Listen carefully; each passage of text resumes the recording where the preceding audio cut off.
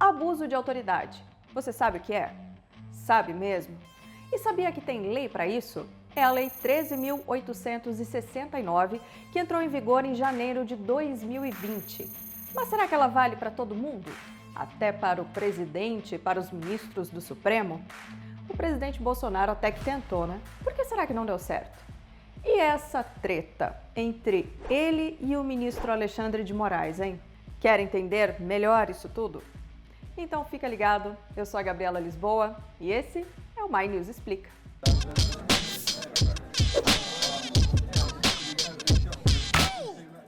Já existia uma lei de abuso de autoridade que tinha sido criada lá nos anos 60.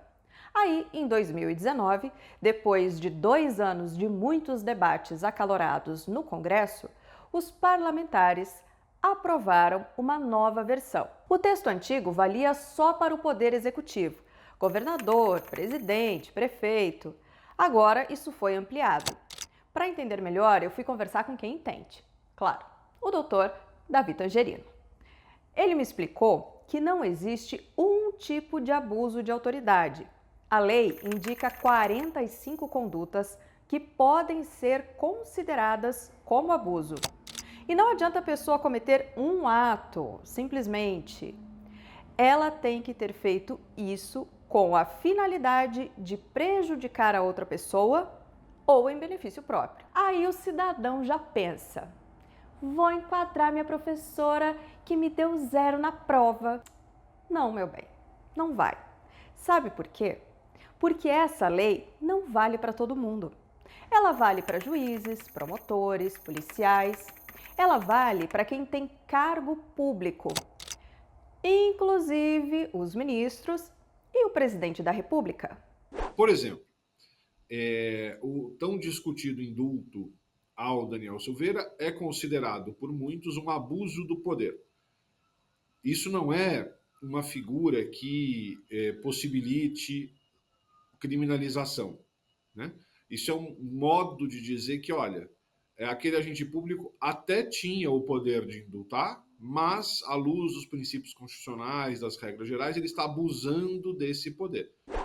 Mas quais são as condutas que se enquadram no abuso de poder?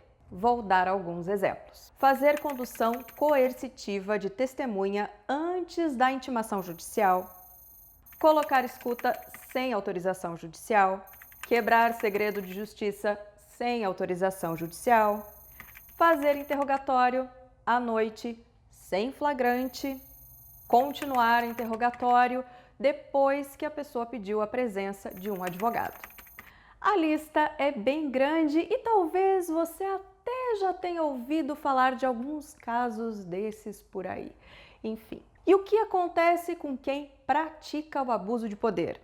Pode pagar uma multa, pode pegar até 4 anos de detenção, pode ter que indenizar a pessoa afetada. Em caso de reincidência, o servidor público pode perder o cargo.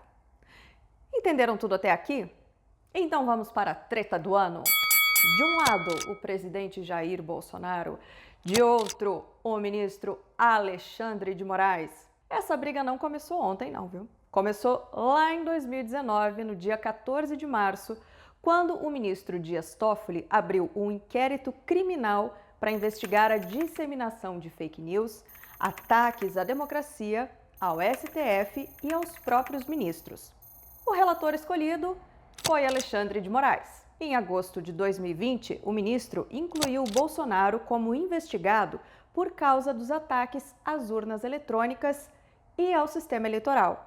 Agora, maio de 2022, Bolsonaro apresentou ao STF uma notícia-crime contra Alexandre de Moraes.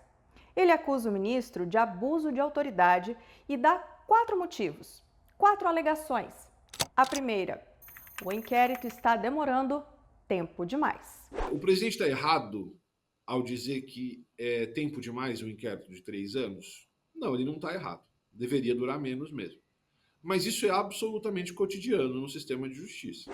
Segunda justificativa: não existe fato ou ato ilícito para ser investigado. Quer dizer, Bolsonaro diz que não cometeu crime nenhum.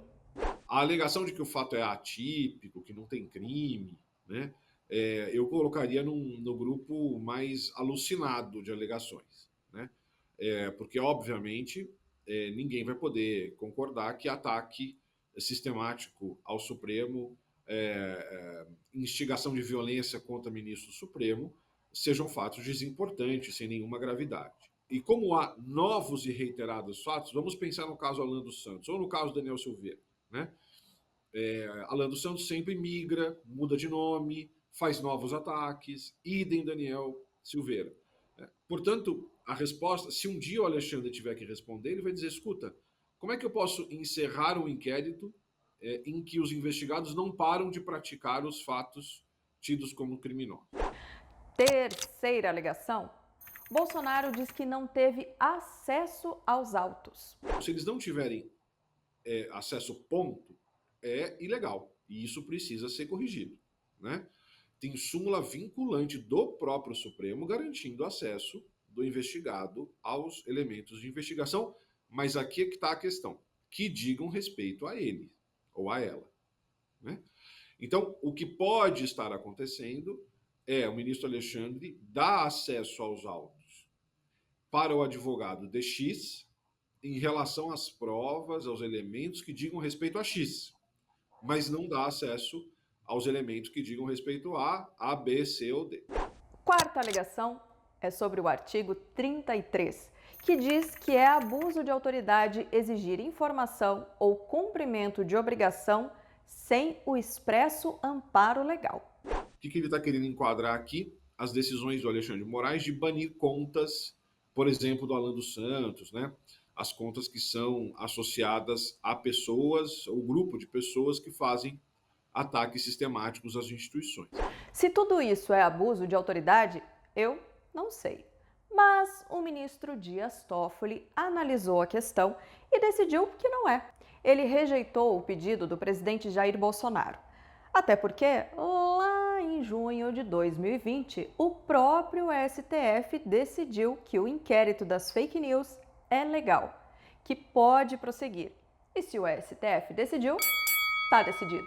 O inquérito segue e Bolsonaro segue sendo investigado. Por quanto tempo ainda? Nós não temos como saber. Mas fica ligado que aqui no My News a gente conta tudo pra você e deixa tudo bem explicadinho. Combinado? Então curte, comenta, compartilha e até a próxima.